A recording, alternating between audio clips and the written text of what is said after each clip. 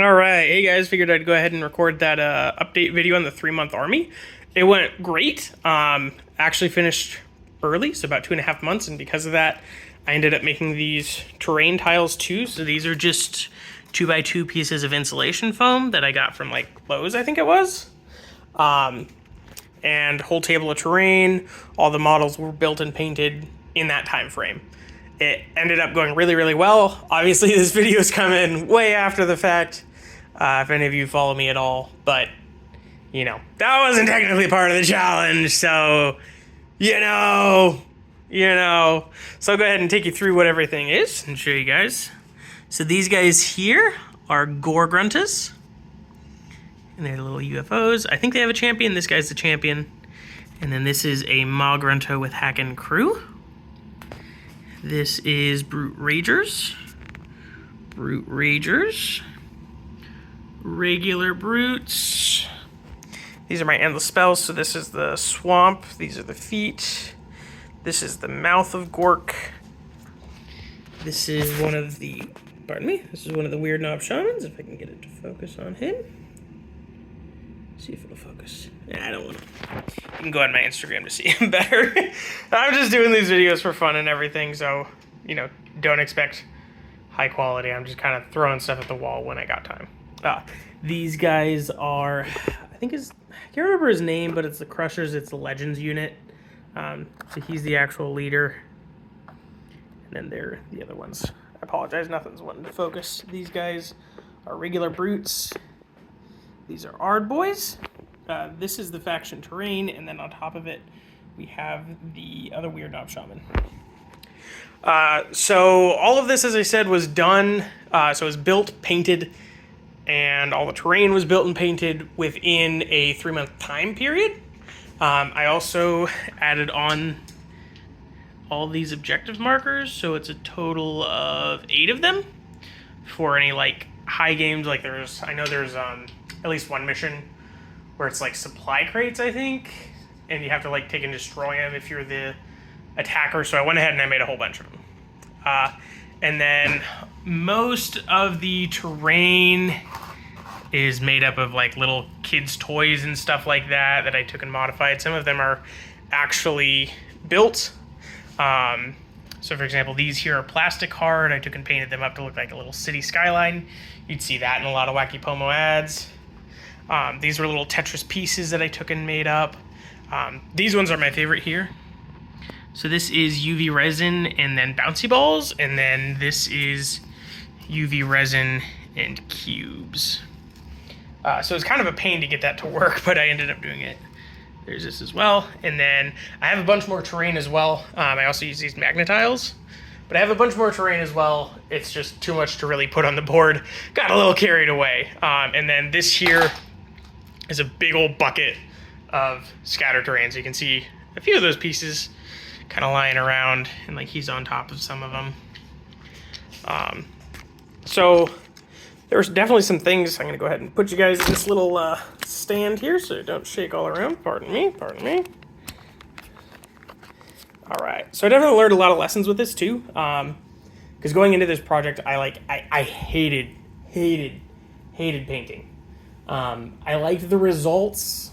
I liked the way most of my models came out, but I hated the process of painting. And I was starting to learn a little bit, but largely I did not enjoy the process, which is part of why I set myself this challenge. And this is a full 2,000 point list as well. I even had to actually add in this unit here, the Legends unit, to get it to 2,000 points. So it's even further beyond what I was originally anticipating.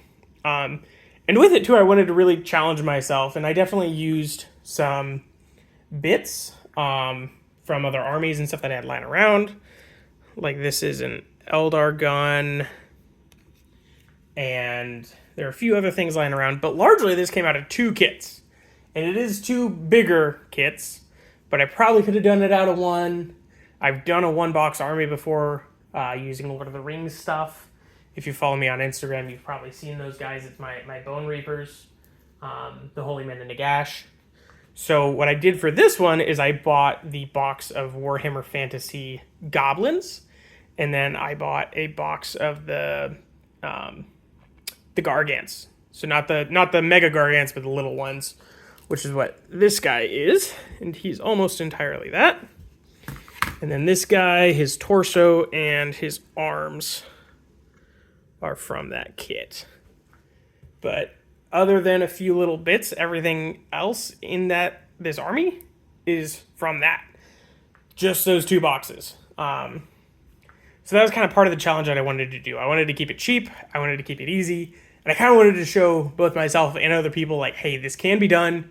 You can get into the game quickly. You can get into Age of Sigmar quickly, easily, and cheaply. And I definitely got creative, and I used a lot of sprue. But really, most of it was just those 2 kits with a few extraneous things that I had. For example, the faction terrain here, is a piece of terrain that came with a Stormbringer magazine for this part. And this, I think, also came with a Stormbringer magazine, but it's from a different kit. So this is usually like that way, and then it's got a big ball and stuff. But the reason that I used that one for the faction terrain, I'm not going to lie, I had that lying around, and I was just like, I have no other ideas for this. I just want to get it used for something. So that's why that's there. Pretty much everything else is just sprue and stuff. And like you can see, these guys, their body is sprue. These guys here, the little cheeseburgers, they're my favorite. So they're bases for the buns. The legs are from the Goblin kit. The arms from the Goblin kit. These are little semicircle rhinestones that you can get. I think I just got them from like Hobby Lobby, but any craft store or online will do. And then this is sculpted with epoxy sculpt. And I tried to do casting to make it a little faster, but the results just weren't very good. Let's see if I can't get it to focus. The results weren't very good, and it created a lot of stuff. I was just using blue stuff for that, which is like a thermoplastic mold. So you heat it up, and then you put it on the stuff. And it wasn't that the mold was bad. It was that I was trying to do it with like UV resin to make it like super quick, because I was wanting to just pump them out, and it didn't go very well. So I ended up using epoxy sculpt to sculpt all of them, but it worked out for the best because they're all a little bit different, and that helps a ton. As far as the lessons that I learned, just a lot of creativity, a lot of using sprue, a lot of stretching stuff. I mean, I kind of already knew this. If you follow me on Instagram or you've seen any of the stuff I've made, I do a lot of that. I've been doing a lot of that. I made my wife her terrain for her flesh eaters, which think that they're in Candyland, and it's entirely out of sprue. I'll go grab that real quick to show you.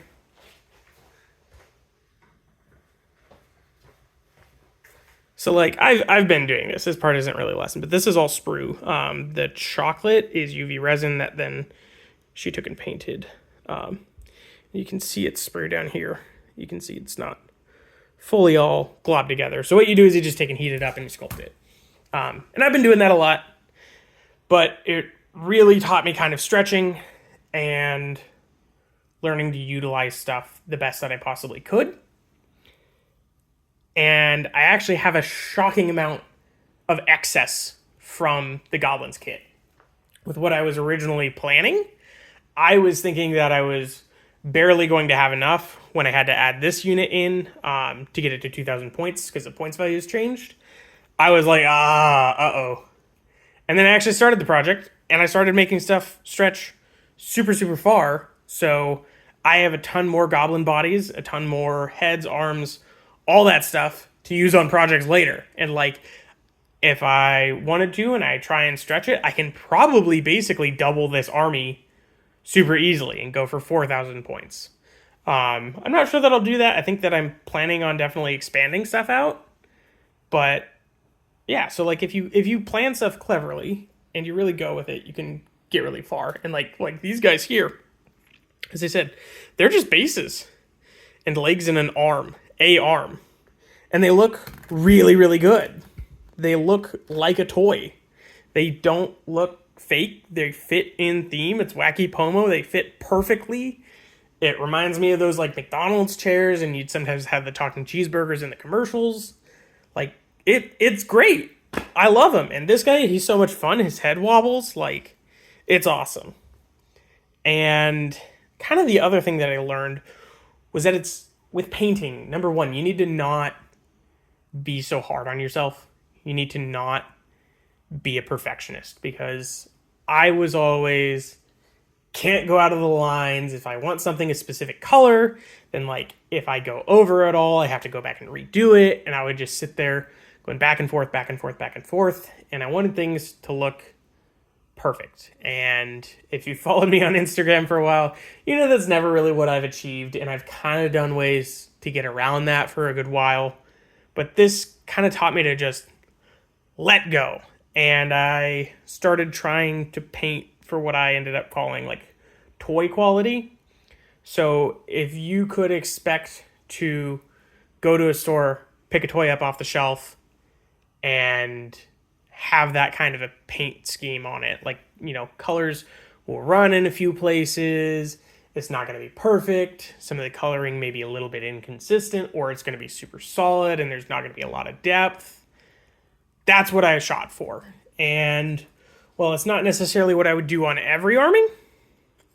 It definitely worked really well for these guys. Let's see if I can't get it to focus, but you can kind of tell, like his neck here is not perfect. There's some bleed from the tannin to where the purple should be. It's not perfect.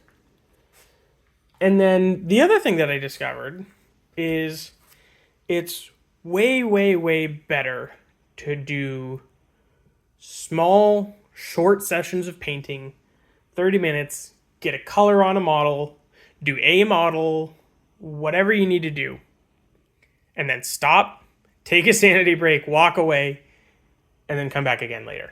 And it doesn't even necessarily have to be the same day. A lot of these were not batch painted. The only guys that I batch painted at all were the cheeseburgers. And I only did probably half of them at a time in the batch painting.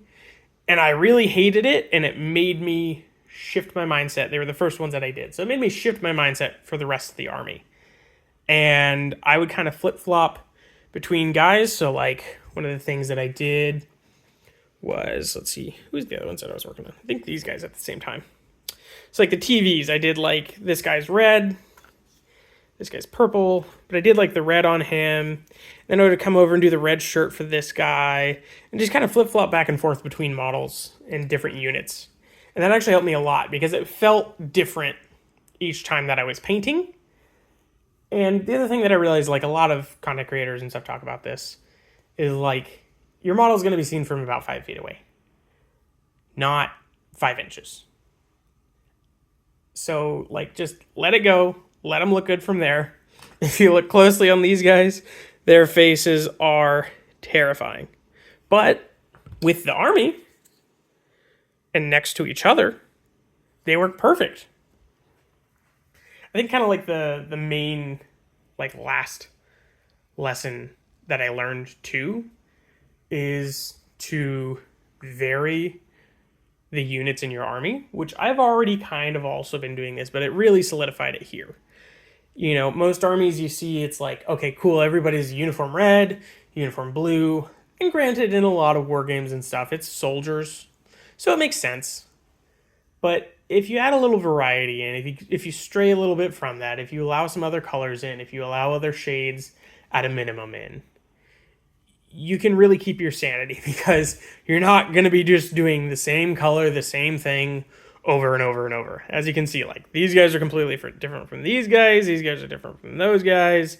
It's all over the place. Heck, even in some of the units, like the TVs, they're all different. They're all completely different. The only thing uniform at all is their faces and their bases. And that really helps you keep your sanity. And it helps a ton. So that's kind of one of the things that I learned in this. But most of all, it was just kind of like letting go and having fun, even with the timeline. I'm sure my wife would probably say that I was stressing about it. But as far as how I felt, I wasn't really stressing. I was more so just like, cool, this is what I have to do tonight. Sounds fun.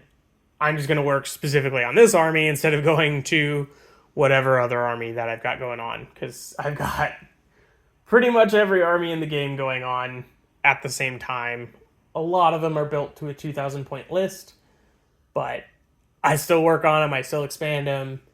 Usually my first list, I'm not a big list builder, so usually the first one is awful. I did play a game with these guys also within the 3 months, and it actually worked fine. I ended up kind of stomping my wife, which I felt bad about, but at the same time, we kind of came back the next day because round one went so bad and it got so late because I was playing a new army, she was playing a new army. It had been a long time since we'd played. Round one went awful for her, and then 2, 3, and 4 kind of turned around, but I was able to seize the win at the end. But that first round was rough. I knocked out a lot of her stuff. But yeah, thanks for listening to me ramble. I think that's about all I had to say. I know this isn't really a structured video at all.